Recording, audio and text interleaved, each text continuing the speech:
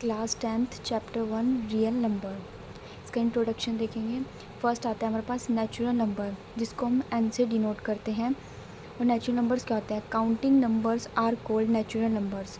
Counting numbers को ही हम नेचुरल नंबर्स बोलते हैं, जैसे 1 2 3 4 टू इन्फिनिटी, ये हमारे पास नेचुरल नंबर होते हैं। होल नंबर क्या क्या होते हैं? हमारे पास zero along with all natural numbers are together called whole numbers. मतलब जितने भी सारे नेचुरल नंबर्स होते हैं उनके साथ साथ हमारे पास ज़ीरो भी होती है, उसको हम होल नंबर बोलते हैं। जैसे जैसे 1 2 3 4 5 ये सारे हमारे पास क्या है? नेचुरल नंबर हैं। लेकिन हम इसमें क्या कर देते हैं? जीरो भी इंक्लूड कर देते हैं, तो वो हमारे पास क्या हो जाता है? होल नंबर हो जाता है। होल नंबर को डिनोट करते हैं डब्ल्यू से। थर्ड आता है हमारे पास इंटीजर्स।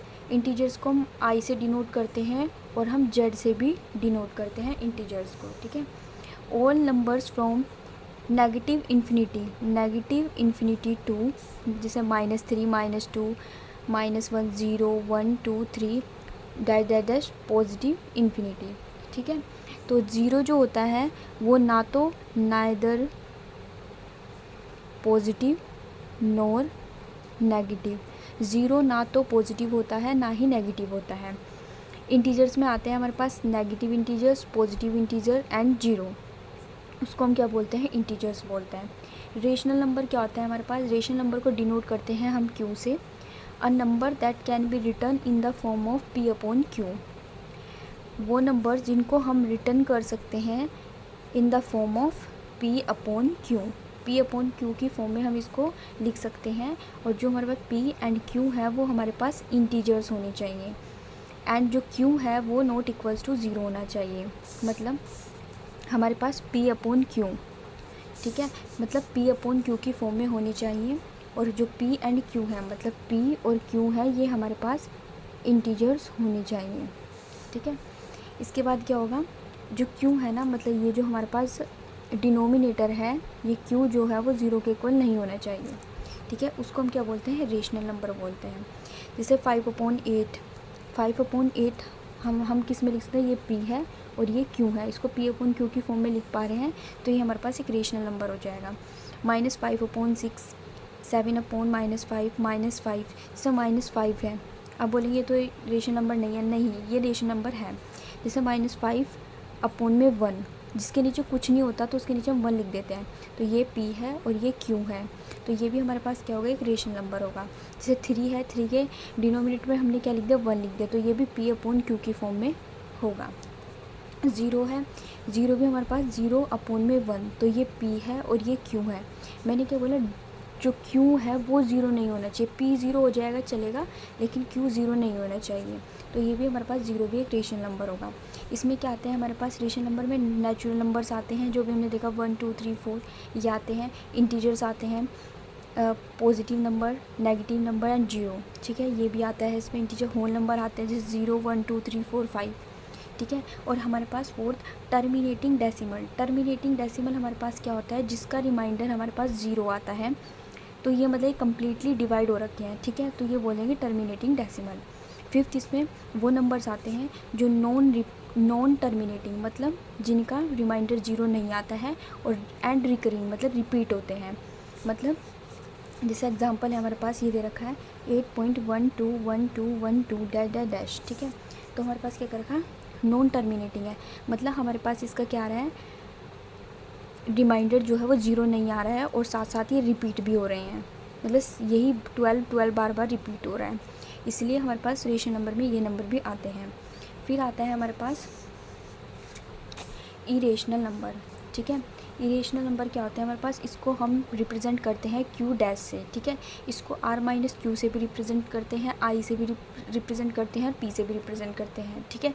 ये इसकी रिप्रेजेंटेशन है, मतलब इस तरह से हम रिप्रेजेंट कर सकते हैं। Number which can not be expressed as P upon Q. Rational number को हम क्या कर सकते हैं? पी अपॉन क्यू की फॉर्म में रिटर्न करते हैं, लेकिन इरेशनल नंबर को हम पी अपॉन क्यू की फॉर्म में रिटर्न नहीं कर सकते, ठीक है।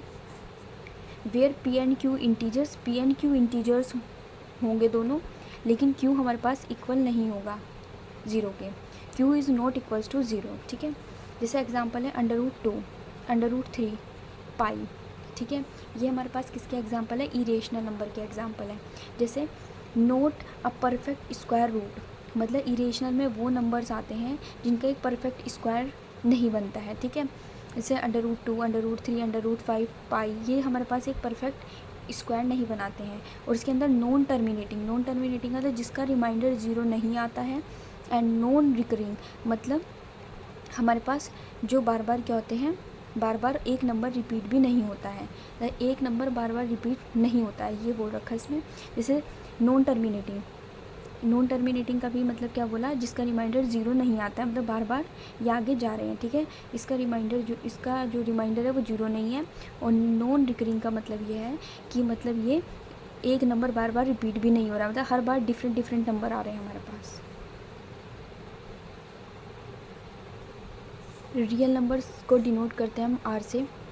All rational and irrational number are called real number. जितने भी सारे रेशनल नंबर होते हैं और इरेशनल नंबर्स होते हैं उनको ही हम रियल नंबर बोलते हैं। ठीक है, जैसे हमारे पास 5/6, 0, √5, √3। अभी हमने रेशनल और इरेशनल नंबर देखे, तो उन दोनों को ही हम जब लिख देते हैं वही हमारे पास रियल नंबर्स होते हैं। ठीक है, प्राइम नंबर्स क्या होते हैं, अब prime numbers is a natural number. Prime number जो है एक नेचुरल नंबर है ग्रेटर दैन 1, जो ग्रेटर दैन होना चाहिए 1 से, मतलब 1 से बड़ा होना चाहिए। That has exactly 2 distinct factors, जिसके 2 अलग फैक्टर्स होते हैं, डिस्टिंक्ट फैक्टर्स होते हैं। जैसे 1 एंड द नंबर इटसेल्फ, मतलब 1 और वो खुद नंबर होना चाहिए। ठीक है, जैसे एग्जांपल लेते हैं 2। ठीक है, जैसे हमने 2 लिया। ठीक है, 2 के हमारे पास कितने फैक्टर्स होंगे, एक तो 2 किस के टेबल में आता है, एक तो 1 के टेबल में आता है और एक 2 खुद के टेबल में आता है, मतलब ओनली इसके 2 ही फैक्टर्स होने चाहिए। प्राइम नंबर्स के हमारे पास सिर्फ 2 ही फैक्टर्स होते हैं, 1 और नंबर वो खुद, उसको हम प्राइम नंबर्स बोलते हैं। ठीक है, प्राइम नंबर बोलते हैं। फिर आता है हमारे पास 1 is not a prime number as it has only 1 factor. 1 एक प्राइम नंबर नहीं है क्योंकि उसका ओनली एक ही फैक्टर होता है, क्योंकि जो 1 है ना, 1 सिर्फ 1 के टेबल में ही आता है, तो इसका ओनली 1 ही क्या है हमारे पास फैक्टर है, इसलिए 1 जो होगा वो प्राइम नंबर नहीं होगी। प्राइम नंबर के तो 2 फैक्टर होते हैं, एक 1 और एक वो नंबर खुद, तो इसलिए प्राइम नंबर जो 1 है वो एक प्राइम नंबर नहीं होगा। ठीक है, अब देखते हैं हम यहाँ पे composite number, the natural number which are divisible by 1। ठीक है, वो the natural number which are divisible by 1 itself and any other number. ठीक है, तो ये कह रहे हैं कि कंपोजिट नंबर वो नंबर होते हैं जो डिविजिबल होते हैं 1 से, खुद से और एनी अदर नंबर से, मतलब जिसके 2 या 2 से ज़्यादा फैक्टर्स होते हैं उसको बोलता है कंपोजिट नंबर। ठीक है, जैसे हमारे पास 4 है। ठीक है, 4 के कितने फैक्टर होंगे, एक तो 4 1 के टेबल में आएगा, एक 4 2 के टेबल में आएगा, एक 4 4 के टेबल में आएगा। ठीक है, तो मतलब इसके 2 से ज़्यादा फैक्टर हैं। ठीक है, ये 1 2 3 इसके 3 फैक्टर्स हैं, मतलब 2 से ज़्यादा फैक्टर्स हैं, इसलिए ये कंपोजिट नंबर होगा। ऐसे हम ले लेते हैं 6। ठीक है, 6 ले लेते हैं। 6 हमारे 1 के टेबल में भी आता है, 6 हमारे 2 के टेबल में भी आता है, 6 जो है हमारे 3 के टेबल में भी आता है, और 6 हमारे 6 के टेबल में भी आता है। तो ये हमारे पास क्या हो गया, एक 6 हमारा एक कंपोजिट नंबर हो गया, क्योंकि इसके 2 से ज़्यादा फैक्टर्स हैं। ठीक है, जो 1 है वो neither prime NOR a composite number, क्योंकि 1 का सिर्फ क्या होता है, ओनली 1 ही फैक्टर होता है, तो 1 जो होगा वो ना तो प्राइम होगा और ना ही वो कंपोजिट नंबर होगा। ठीक है, अब जैसे अब आता है हमारे पास coprime number. Coprime number क्या होता है, if 2 number have only 1 as their common factor, मतलब 2 नंबर होने चाहिए। ठीक है, 2 नंबर्स के बीच में सिर्फ ओनली 1 ही कॉमन फैक्टर होना चाहिए, जिसको हम क्या बोलते हैं, को प्राइम नंबर्स बोलते हैं। जैसे हमने एक एग्जांपल ले लिया 3 एंड 10, 2 नंबर ले लिए हमने, 2 नंबर्स को हमने लिया 3 एंड 10 को। ठीक है, तो 3 के फैक्टर्स लिखे हमने 3 जो है एक 1 के टेबल में आता है, एक 3 के टेबल में आता है। ठीक है, और 10 के फैक्टर्स लिए, जो 10 है वो 1 के टेबल में आता है, 2 के टेबल में आता है, 5 के टेबल में आता है, 10 के टेबल में आता है। तो इन दोनों के बीच में जो कॉमन फैक्टर है वो सिर्फ 1 ही है। ठीक है, 1 ही दोनों में आ रहा है।